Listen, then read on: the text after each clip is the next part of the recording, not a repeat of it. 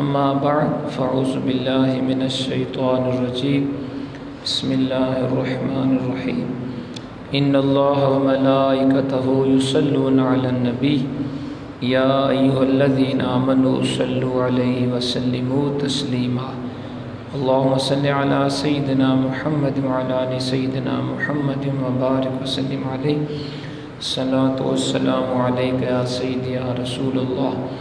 وعلی آلک واصحابک یا سیدی یا حبیب اللہ۔ حضرات محترم، رات کو ہم نے سورۃ الانفال سنی، نام پارے کا آخری پاؤ اور 10واں پارہ ہم نے سنا۔ اس کی اہم مضامین کا خلاصہ سماعت فرما لیجیے۔ سورۃ الانفال یہ مدنی سورت ہے۔ اس سورت میں مال غنیمت کا ذکر ہے،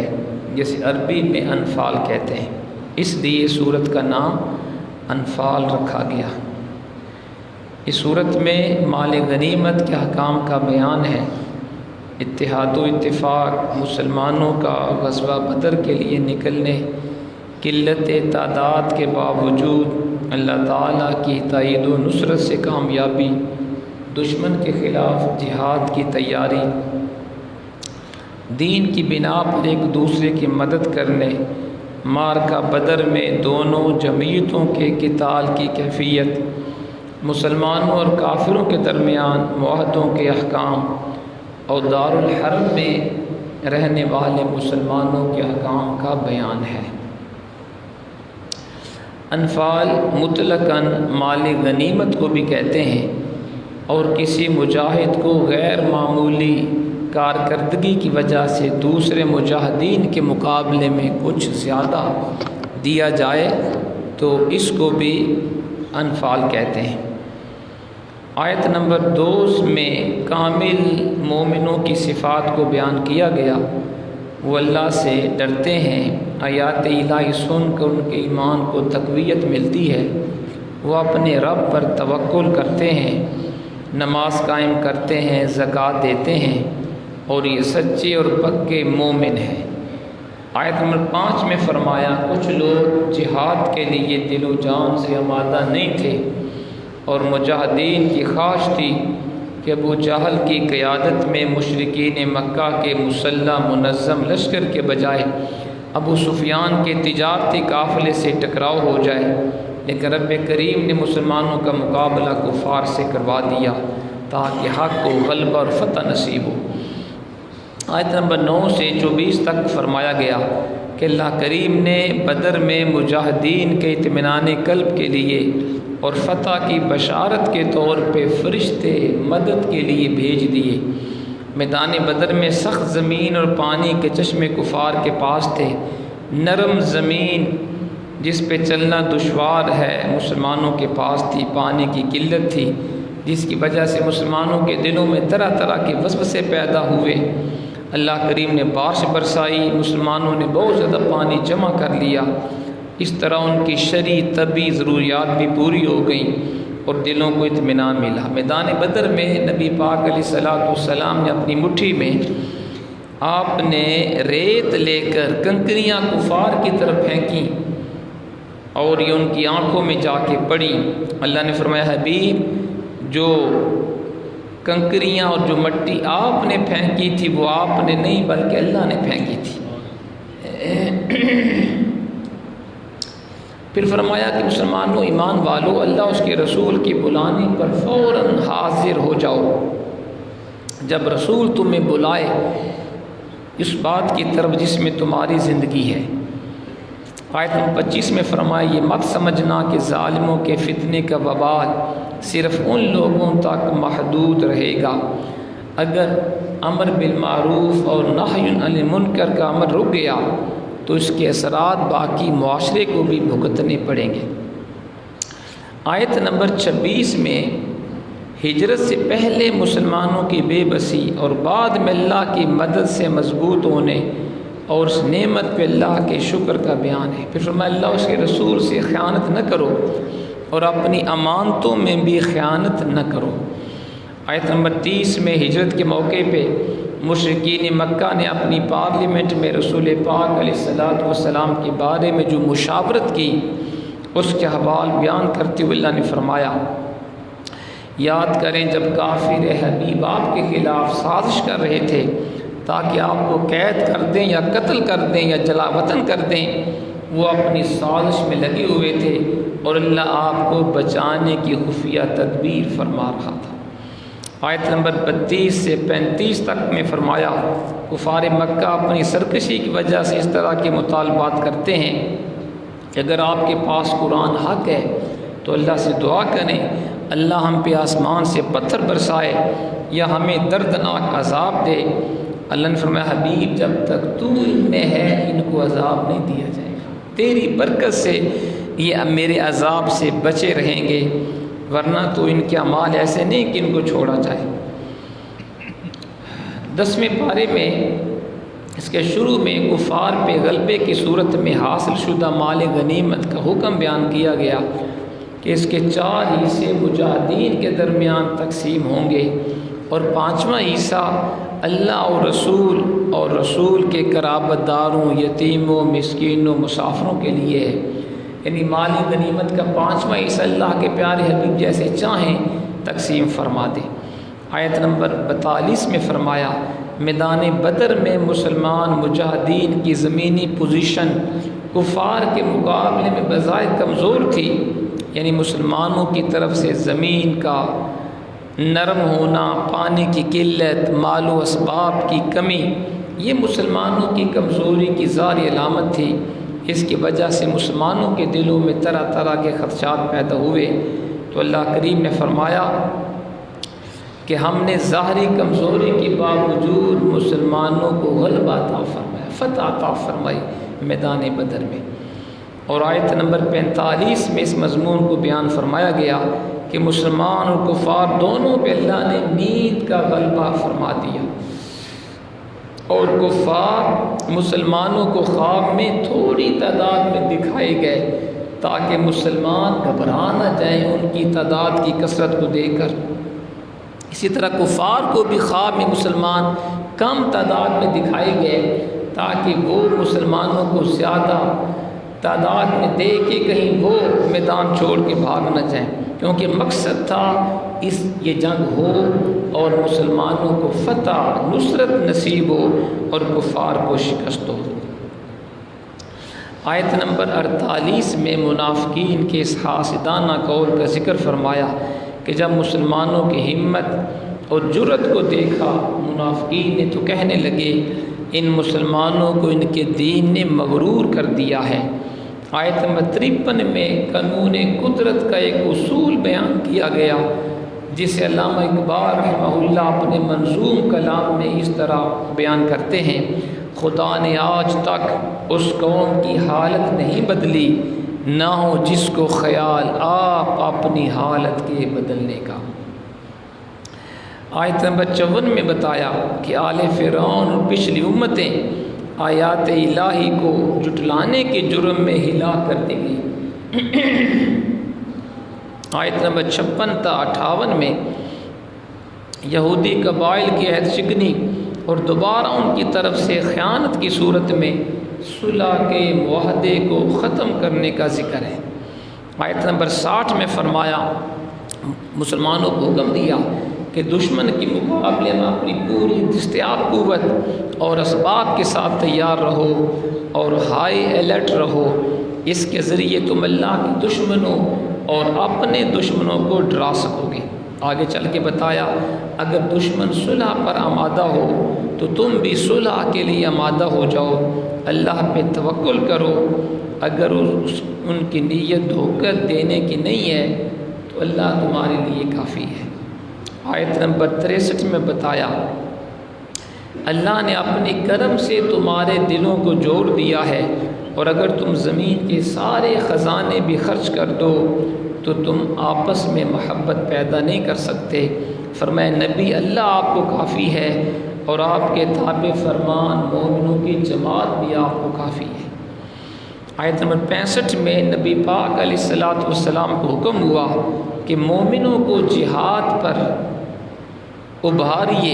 اللہ تعالیٰ تمہیں اپنے سے 10 گنا تعداد پر مشتمل کافروں پہ فتح عطا فرمائے گا۔ اور بعد میں جب مسلمانوں میں کمزوری آ گئی تو فرمایا اللہ تمہیں دشمنوں کی دگنی تعداد پہ فتح عطا فرمائے گا۔ ابتدائی اسلام میں جنگی قیدیوں کے احکام نہیں آئے تھے، اور رسول پاک علیہ الصلاۃ والسلام نے صحابہ کرام کے مشورے سے جنگی قیدیوں کو چھوڑنے کا فیصلہ فرمایا۔ قرآن نے اس مرحلے پر اس فیصلے کو پسندیدہ تو قرار نہیں دیا، لیکن مسلمانوں کی خطائے اجتہادی پر مواخذہ بھی نہیں کیا۔ آیت 72 میں بتایا جان و مال سے اللہ کی راہ میں جہاد کرنے والے مومنین، مہاجرین اور انصار صحابہ کرام ایک دوسرے کے دوست ہیں، اور آگے چل کے فرمایا یہ سچے اور پکے مومن ہیں، ان کے لیے بخشش ہے اور عزت والی روزی ہے۔ اسی طرح کفار بھی ایک دوسرے کے دوست ہیں۔ ہجرت سے پہلے اور بعد کے مسلمان ہونے والوں کے حقوق درجات میں فرق کے باوجود حقوق برابر ہیں۔ سورۃ توبہ ہم نے سنی، اور یہ سورۃ انفال اور توبہ کے مضامین چونکہ آپس میں باہمی مربوط ہیں، ملے ہوئے ہیں، اس لیے دونوں کے درمیان فاصلے کے لیے بسم اللہ نہیں لکھی جاتی۔ سورۃ توبہ سے پہلے بسم اللہ نہیں ہے، چونکہ سورت میں مشرکین سے سابقہ معاہدات منسوخ کر کے برات کا اعلان کیا گیا، اس لیے اس کو سورۃ البرات بھی کہتے ہیں۔ سورۃ توبہ میں مشرکین کا داخلہ مسجد حرام میں بند اور مناس کی حج ادا کرنے سے ان کو روک دیا گیا۔ مشرکین سے حالت جنگ کا اعلان جب کہ اہل کتاب سے جزیہ ادا کرنے کا مطالبہ کیا گیا، اور ان کے احبار و رہبان یعنی ان کے علماء کے باطل عقائد و نظریات کا رد کیا گیا۔ حرمت کے مہینوں کے احکام،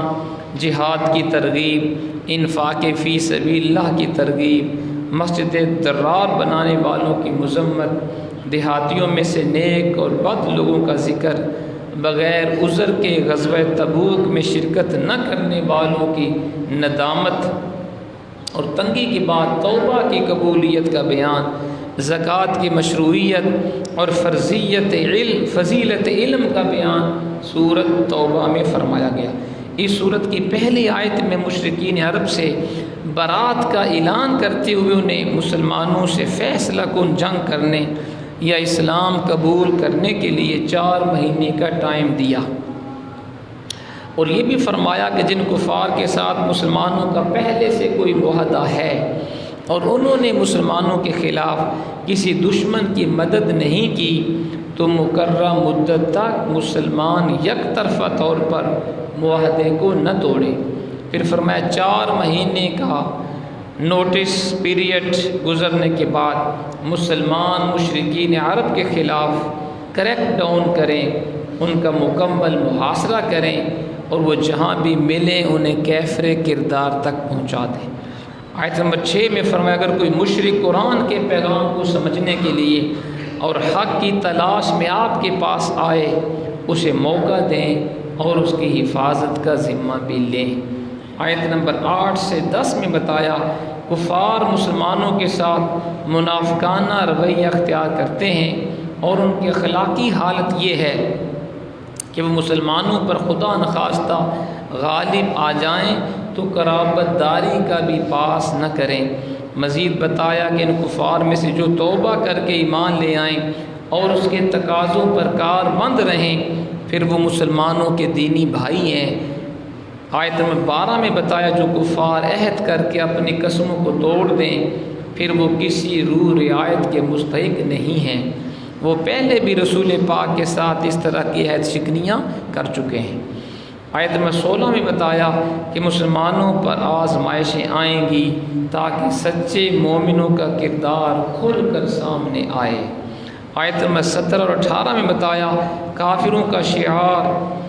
مسجد بنانا نہیں ہے، یہ تو ان لوگوں کا کام ہے جو اللہ اور قیامت کے دن پر ایمان لاتے ہیں اور نماز قائم کرتے ہیں، زکوٰۃ دیتے ہیں، اللہ کے سوا کسی سے نہیں ڈرتے۔ آیت نمبر 19 میں فرمایا حاجیوں کو پانی پلانا اور مسجد حرام کی تعمیر اگرچہ اچھے کام ہیں، لیکن اللہ تعالیٰ اور یوم آخرت پر ایمان، اللہ کے راستے میں جہاد کے برابر یہ عمل نہیں ہو سکتے۔ ہجرت اور جہاد کرنے والے مومنوں کے لیے اجر عظیم ہے، اور صرف یہی لوگ کامیاب ہونے والے ہیں۔ آیت نمبر 23 میں حکم ہوا، تمہارے باپ دادا اور بھائیوں میں سے جو کفر کو ایمان پر ترجیح دیں ان سے تعلق توڑ دو، اور کافروں سے دوستی کرنے والا ظالم ہے۔ آیت نمبر 24 میں ان تمام چیزوں کا یکے بعد دیگر ذکر فرمایا جن سے انسان کو فطری اور طبعی طور پہ محبت ہوتی ہے، یعنی باپ دادا، اولاد، بھائی بہن، بیویاں، شوہر، کنبہ، قبیلہ، کمایا ہوا مال، تجارت جس کے خسارے سے تم ڈرتے ہو، پسندیدہ مکانات، ان سب چیزوں کی محبت اپنے اپنے درجے میں مسلم ہے، لیکن اگر یہ چیزیں مل کر بھی تمہارے لیے اللہ، اس کے رسول اور جہاد فی سبیل اللہ سے زیادہ محبوب ہو جائیں تو پھر تمہیں اللہ کے عذاب کا انتظار کرنا چاہیے۔ آیت نمبر 25 میں غزوہ حنین کا حوالہ دیتے ہوئے فرمایا کہ بعض اوقات کثرت تعداد پر اترانا اور نازاں ہونا بھی شکست کا باعث بن جاتا ہے۔ یہی مسلمانوں کے ساتھ غزوہ حنین میں ہوا، اور پھر اللہ تعالیٰ نے اپنے رسول اور مومنوں پہ سکون قلب نازل کیا اور غیبی لشکروں سے ان کی مدد فرمائی۔ 9 ہجری کے یوم الحج کو عرفات میں اعلان ہوا، اس سال کے بعد مشرک حدود حرم میں داخل نہیں ہو سکیں گے، اور فرمایا تنگ دستی کا فکر نہ کرو، اللہ اپنے فضل سے تم لوگوں کو غنی فرما دے گا۔ آیت نمبر 29 میں اہل کتاب کو جزیہ دینے کا حکم فرمایا، اور فرمایا کہ نہ دینے کی صورت میں جنگ کے لیے تیار ہو جائیں۔ آیت نمبر 30 میں بتایا یہود نے عزیر کو اللہ کا بیٹا کہا،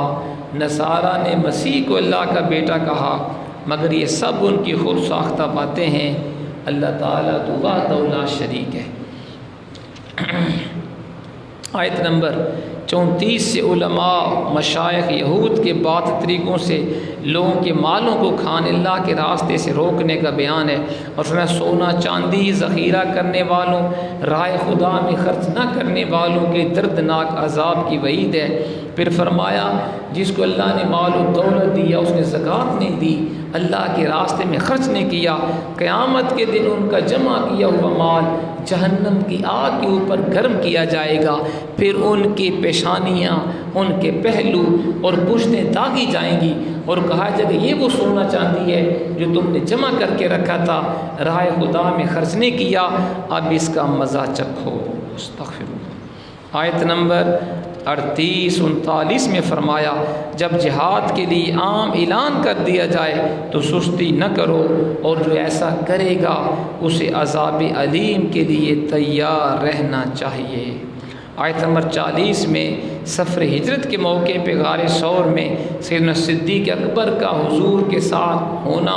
اللہ نے اس کو بیان کیا ہے، اور 6 مرتبہ مختلف انداز میں سیدنا صدیق اکبر کا ذکر بھی فرمایا گیا ہے۔